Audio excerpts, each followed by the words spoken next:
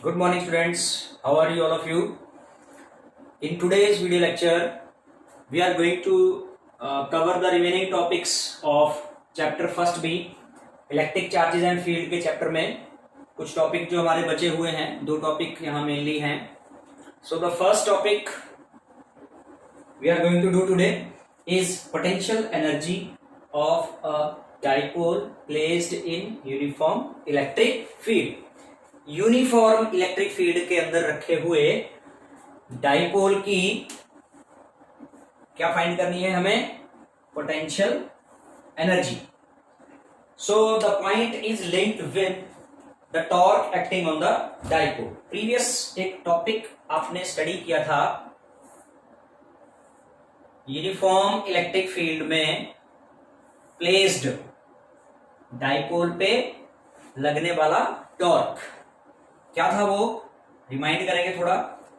ये जो straight line से हमने शो की है, ये है electric field, uniform electric field का डायरेक्शन जिधर ये एरो दिखा रहा है. और इस फील्ड में रखे हुए ये dipole with negative charge -q at point A, positive charge +q at point B. यहाँ पॉइंट का नाम कर दो. At point B is the positive charge q +q. तो क्या हमने स्टडी किया था वहां पर कि this is the direction of dipole moment P making an angle theta with the electric field. तो स्टडी ये किया हमने कि इस डाइपोल के दोनों चार्जेस पर इस इलेक्ट्रिक फील्ड की फोर्स QE - QE ये लगती है, और net force on the dipole 0 हो जाता है क्योंकि ये दोनों फोर्सेस मैग्नीट्यूड में बराबर हैं, डायरेक्शन में ऑपोजिट हैं. Net force 0 and a rotational force which is called torque, जिसको हम टॉर्क कहते हैं, वो रोटेशनल फोर्स इस डाइपोल पे एप्लीकेबल होती है, जिसकी वजह से ये डाइपोल रोटेट करता है अपने स्टेबल इक्विलिब्रियम में आने के लिए. क्लियर? ये पॉइंट सारे हमने स्टडी किए हुए हैं प्रीवियस टॉपिक में. स्टेबल इक्विलिब्रियम में आने के लिए ये रोटेट करता है, लेकिन अगर इस डाइपोल को इसी थीटा एंगल पे प्लेस किया जाना है तो उसके लिए कुछ वर्क करना पड़ेगा. It will be required to do some work to place the dipole at some angle. और वही किया हुआ वर्क डन, डाइपोल को इस पोजीशन में रखने के लिए किया हुआ वर्क डन, इस पोजीशन में इसकी पोटेंशियल एनर्जी की फॉर्म में स्टोर होगा. So indirectly we have to find the work done. हमें फाइंड करना है कि डाइपोल को इस पोजीशन में रखने के लिए कितना वर्क डन करना होगा. तो उसके लिए जो चीजें हम लेट करेंगे, suppose a dipole AB, let a dipole AB is placed in uniform electric field E vector so that its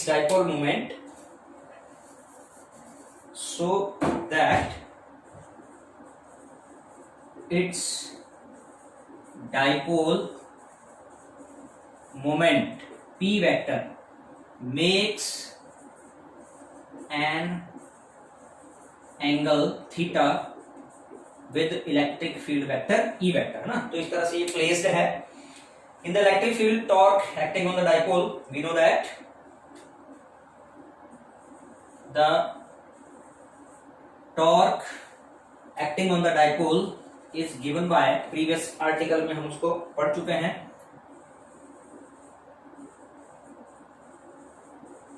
torque acting on the dipole tau equals to PE sin theta. ये तरह की rotational force है.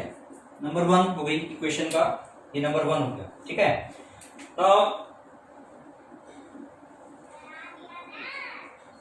The small amount of work done to rotate the dipole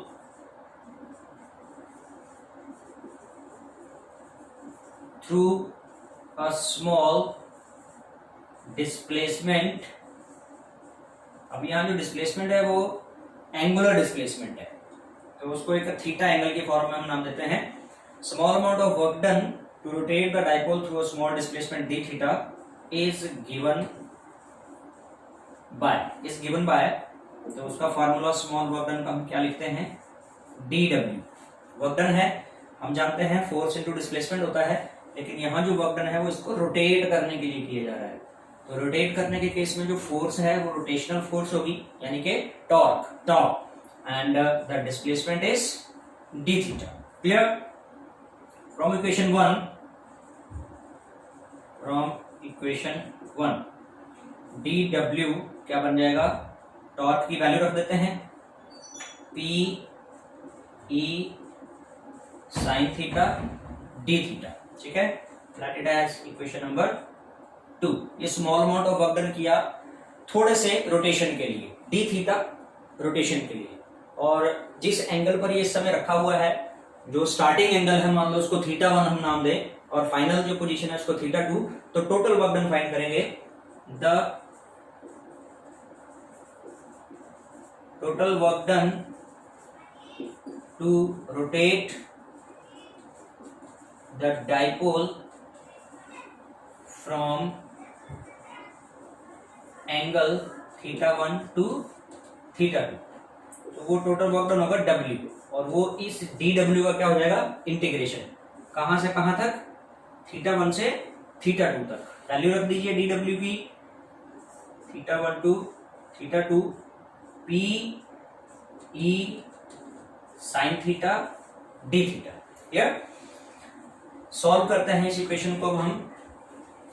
PE sine theta, PE बाहर आ जाएगा integration से, work done will be equal to P E into integral sine theta D theta from theta 1 to theta 2, and sine theta का integration, you know that क्या होता है sine theta का integration, minus cos theta, so it will become P E minus cos theta. ये limits हैं theta 1 theta 2 upper, तो minus के sign को बाहर ले लेते हैं, माइनस पीई कॉस थीटा, और अंदर हम यूनिट्स सॉरी उसके जो लिमिट्स हैं, upper limit minus lower limit, cos theta 2 minus cos theta 1, cos theta 2 minus cos theta 1। ये फिलहाल हमारे पास वर्क डन का एक्सप्रेशन आता है, और यही वर्क डन पोटेंशियल एनर्जी है। अब इसको थोड़े स्केलर वाले फॉर्मेट में लाने के लिए हम कुछ कंसीडरेशन करते हैं। Let the dipole is initially perpendicular to electric field and then rotated up to an angle theta।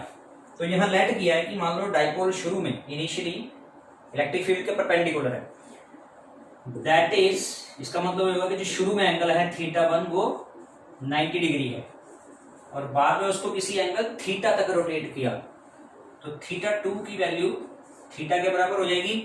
Clear? यानी कि ये दोनों वैल्यू थीटा 1 और थीटा 2 हम ऊपर सब्स्टिट्यूट करते हैं। सो इक्वेशन, इसको मान लो हमने यहाँ कुछ नाम दे रखा है, इधर इक्वेशन 1 है, ये 2 है, ये 3 है, suppose that. So equation 3 will become, क्या बन जाएगी equation 3, W equals to minus P E cos theta 2 की जगह थीटा आ जाएगा, cos theta minus cos theta बन जाएगा 90 डिग्री, और कॉस 90 की वैल्यू कितनी होती है 0, तो ये वाला वेक्टर 0 हो जाएगा। We are only left with W equals to minus P E cos theta. Clear? और यही W is equal to minus P E cos theta जो आया, यही उसकी पोटेंशियल एनर्जी होगी, डाइपोल की पोटेंशियल एनर्जी। सो इधर लिख देते हैं इसको। सो पोटेंशियल एनर्जी को U से रिप्रेजेंट करते हैं, तो वो कितना आ गया, minus P E cos theta. Scalar quantity है और स्केलर क्वांटिटी को हम डॉट प्रोडक्ट की फॉर्म में लिख सकते हैं। W is equal to F dot ऐसे होता है स्केलर क्वांटिटी, तो ऐसे ही यहाँ पर minus P dot E, it can be written like this. तो अपने आप ही डॉट प्रोडक्ट जो है दो वेक्टर्स का इंडिकेट हो रहा है कि वो स्केलर क्वांटिटी है और एनर्जी स्केलर क्वांटिटी होती है। So this is the topic potential energy of dipole. अब इसमें हम कुछ पॉइंट्स डिस्कस कर सकते हैं कि पोटेंशियल एनर्जी एक तो स्केलर क्वांटिटी है और इसका यूनिट क्या होगा, joule. Joule will be the SI unit. And potential energy of an electric dipole in the electric field is zero when dipole is parallel to the electric field. जब भी ये dipole electric field के parallel होगा तो उस case में theta angle will be zero, and in that case U is equal to minus P E, यानी कि दोनों का प्रोडक्ट आ जाएगा डाइपोल और इलेक्ट्रिक फील्ड का। ठीक है, so this is some discussion about the topic. Next topic हम करेंगे अभी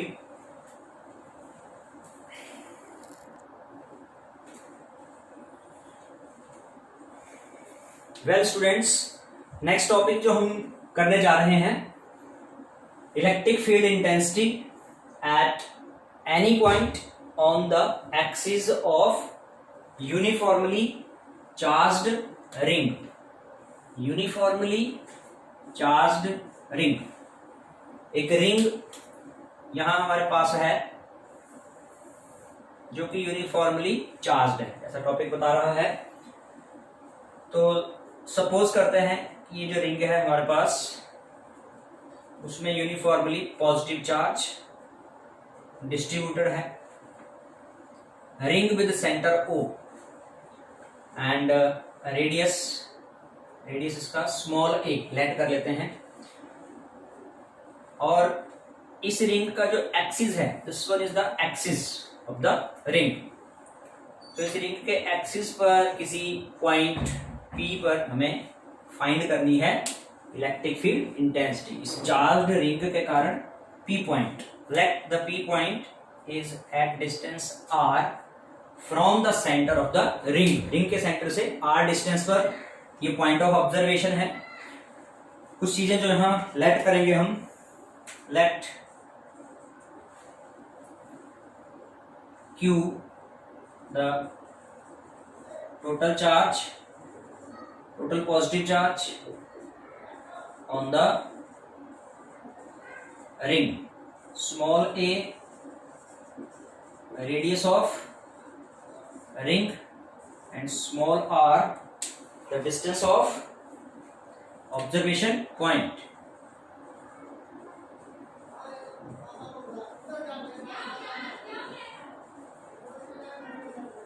distance of observation point from the center of ring, है ना। ऑब्जर्वेशन पॉइंट का जो डिस्टेंस है रिंग के सेंटर से, वो स्मॉल r हमने लेट किया हुआ है। तो जो एक फॉर्मेट है इसको फाइंड करने का, वो क्या है, हम इस पूरे रिंग के जो टोटल चार्ज है जिसको हमने Q लेट किया है, उस Q को छोटे छोटे उसके एलिमेंट्स लेके हम, और उन छोटे पार्ट ऑफ चार्ज dq मान लो हम नाम दे देते हैं, उस dq की इलेक्ट्रिक फील्ड P पॉइंट पर हम फाइंड कर सकते हैं by considering unit test charge at point P। जैसा हमारा डाइपोल के केस में हम करते थे, एक यूनिट चार्ज यहां पर लेट करके। तो होगा क्या, यूनिट चार्ज टेस्ट चार्ज होगा वो पॉजिटिव होगा, तो जो डायरेक्शन रहेगी यहाँ वाले पॉजिटिव चार्ज की, इस P पॉइंट पर जो इलेक्ट्रिक फील्ड का डायरेक्शन होगा, that will be like this. मान लो उसको हम नाम दे देते हैं DE, ठीक है, और यहाँ पॉइंट हो जाता है A। तो इस DQ चार्ज की DE इलेक्ट्रिक फील्ड P से A के अलोंग आई है। क्लियर? कंसिडरेशन में हम ये कह सकते हैं कि एट एन एंगल थीटा है इसका जो डायरेक्शन है इलेक्ट्रिक फील्ड का। सो यहां लिखते हैं उसको डिस्क्रिप्शन में, the electric field of small charge element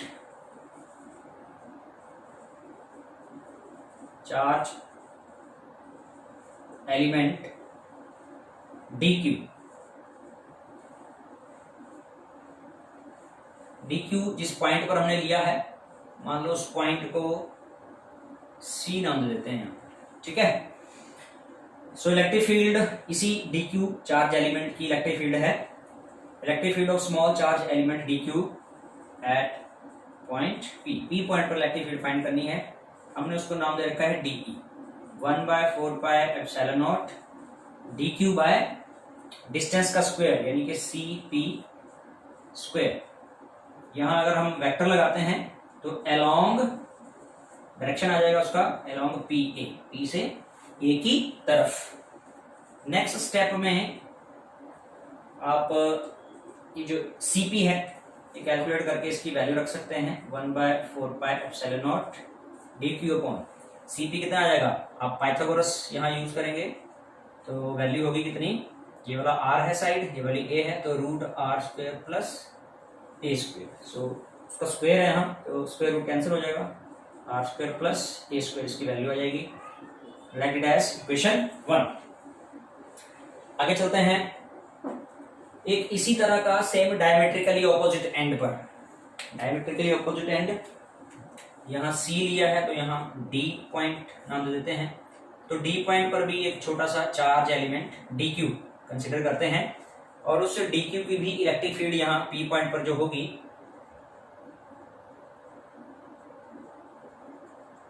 यहाँ भी रेडियस वही A होगा और डिस्टेंस D पॉइंट से P पॉइंट का डिस्टेंस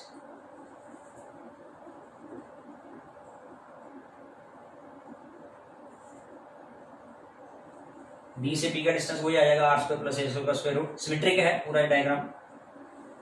तो जो डायमेट्रिकली ऑपोजिट एंड DQ, इस वाले की जो इलेक्ट्रिक फील्ड होगी, मान लो उसको नाम हम देते हैं DE डैश। तो ये डायरेक्शन उसका P से B की तरफ अलोंग PB। तो यहां लिखते हैं electric field of similarly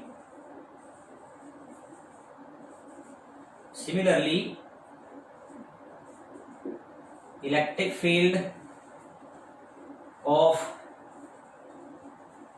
charge element DQ taken at, ये D पॉइंट पर जो लिया है हमने, ये वाले DQ भी जो कि डायमेट्रिकली ऑपोजिट एंड पर है। Electric field of the charge element DQ taken at D at point P point पर ही फाइंड करनी है।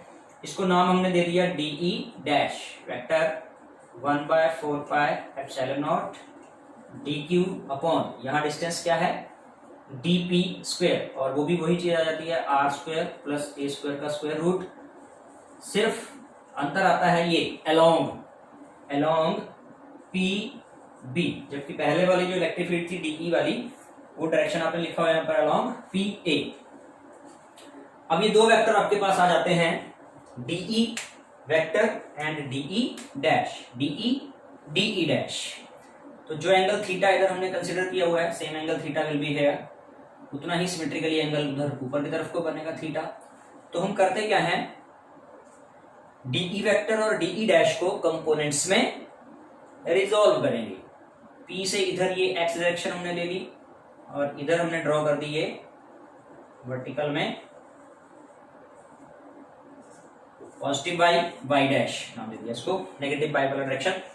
तो DE को कंपोनेंट में रिजॉल्व करते हैं तो DE का cos थीटा कंपोनेंट इधर आ गया और खुद ये डाउनवर्ड में है तो DE का sin थीटा कंपोनेंट यहां हो गया डाउनवर्ड में। DE डैश को कंपोनेंट्स में रिजॉल्व करते हैं,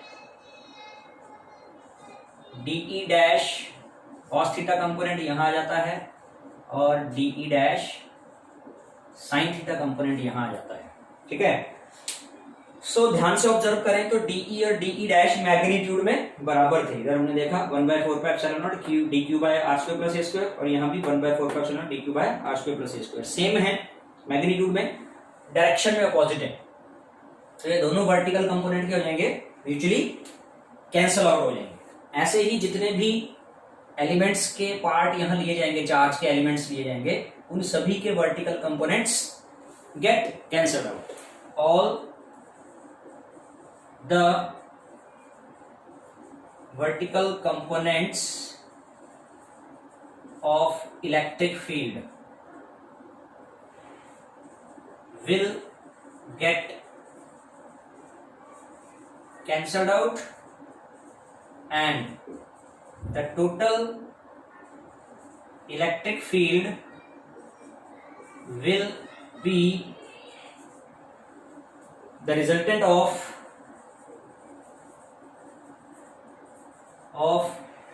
all horizontal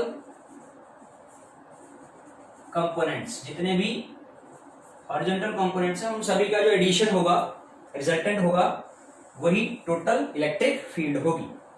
दैट इज, यानी कि वो ये कहना चाह रहा है कि ई अगर टोटल इलेक्ट्रिक फील्ड है तो वो ये जो कॉस वाले कंपोनेंट हैं उन सभी का सम, तो सम को हम इंटीग्रेशन से कर लेते हैं, D E cos theta, D E cos theta लिखो या डीई डैश कॉस थीटा लिखो, एक ही बात है, इन सभी का इंटीग्रेशन, उससे हमारे पास टोटल इलेक्ट्रिक फील्ड आएगी।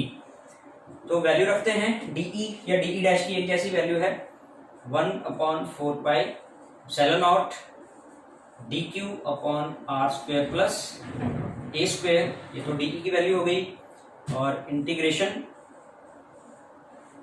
कॉस थीटा, कॉस थीटा की अभी हम वैल्यू रखेंगे 1/4 pi epsilon naught into D Q को हम अंदर करेंगे अभी, integral D Q by R square plus A square into cos theta. Triangle आपके पास ये वाली, यहाँ पॉइंट सी है, सी ये पॉइंट ओ है, सी ओ पी ये वाली राइट ट्राइंगल अगर आप यूज करें, यहाँ 90 डिग्री एंगल है, ये थीटा है, थीटा का बेस हो गया ये वाला जिसकी वैल्यू है आर, ये वाला आर स्क्वायर प्लस ए स्क्वायर है, हाइपोटेन्यूज परपेंडिकुलर इधर है, तो कॉस थीटा में क्या यूज होगा, बेस अपॉन हाइपोटेन्यूज, यानी कि R upon root R square plus ए स्क्वायर, ठीक है। तो इंटेग्रल डी क्यू का मतलब सारे जो डी क्यू अमाउंट के चार्ज हैं वो सारा ऐड होना, और वो ऐड होके कितना बन जाएगा, कितना बन जाएगा इंटेग्रल डी क्यू, क्यू, ये हो गया आर और नीचे आर स्क्वायर प्लस ए स्क्वायर, और ये पावर उसकी 1/2 है, तो दोनों का एडिशन होके R square plus A square raise to the power 3/2। तो ये total electric field at any point on the axis, इस एक्सिस के किसी पॉइंट पी पर एक यूनिफॉर्मली चार्ज्ड रिंग की इलेक्ट्रिक फील्ड है। क्लियर। हम कुछ स्पेशल केसेस इस आर्टिकल के लेते हैं, जैसे इस रिंग के सेंटर पे अगर इलेक्ट्रिक फील्ड फाइंड करनी है, the first special case is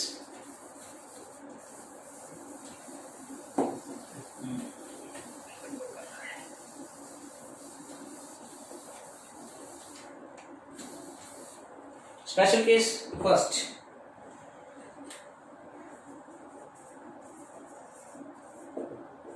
number 1 यहां हम डालें पॉइंट किया, when the point P lies at the center, when the point P lies at the center of ring, centre पे लाई करेगा, दैट इज जो R की वैल्यू है वो 0 हो जाएगी, अगर ये पॉइंट यहां आ जाएगा तो R की वैल्यू 0, और वो R यहां 0 रखें तो इलेक्ट्रिक फील्ड कितनी आ जाएगी, अच्छा R ऊपर मल्टीप्लाई भी हो रहा है तो factor multiply by 0 that is equal to, ठीक है। यानी कि कहने का मतलब ये है कि एक यूनिफॉर्मली चार्ज्ड रिंग के कारण उसके सेंटर पे जो इलेक्ट्रिक फील्ड होगी दैट विल बी 0। ये पॉइंट हुआ clear. If observation point is very far away, दूसरा स्पेशल केस है, if point P is far away from the center O of the ring, बहुत दूर का मतलब ये होगा कि R is very very greater than A, ठीक है। तो आर स्क्वायर प्लस ए स्क्वायर में हम ए स्क्वायर को नेग्लेक्ट कर सकते हैं, so that R square plus A square is approximately equal to, A square को नेगलेक्ट करेंगे तो ओनली आर स्क्वायर ही बचेगा. So E will be equal to 1/4πε0 Q R upon R square की पावर 3/2. तो 3/2 पावर कैंसिल होके 3 बचेगा. That is equal to 1/4πε0 Q R upon are cube. और क्यूब इस वाले आर से कट के एक पावर और कट जाएगी तो स्क्वायर रह जाएगा. यानी कि means that the electric field will be 1/4πε0 q by r square, which is the electric field of a point charge. हम इलेक्ट्रिक फील्ड एक रिंग की फाइंड कर रहे हैं, लेकिन एक स्पेशल केस में ये जो इलेक्ट्रिक फील्ड का एक्सप्रेशन आया एक पॉइंट चार्ज की इलेक्ट्रिक फील्ड की आई. यानी कि जब ऑब्जर्वेशन पॉइंट इस मैक्रोस्कोपिक बॉडी के सेंटर से बहुत दूर होगा ऑब्जर्वेशन का पॉइंट, तो दूर के पॉइंट के लिए ये लार्ज साइज की बॉडी भी एक पॉइंट चार्ज की तरह एक्ट करेगी. This is the special case. So आज के लिए ये 2 टॉपिक हैं और इसी से आपका फर्स्ट बी चैप्टर जो है वो कंप्लीट होता है. तो अच्छे से स्टडी करें. All the best for today.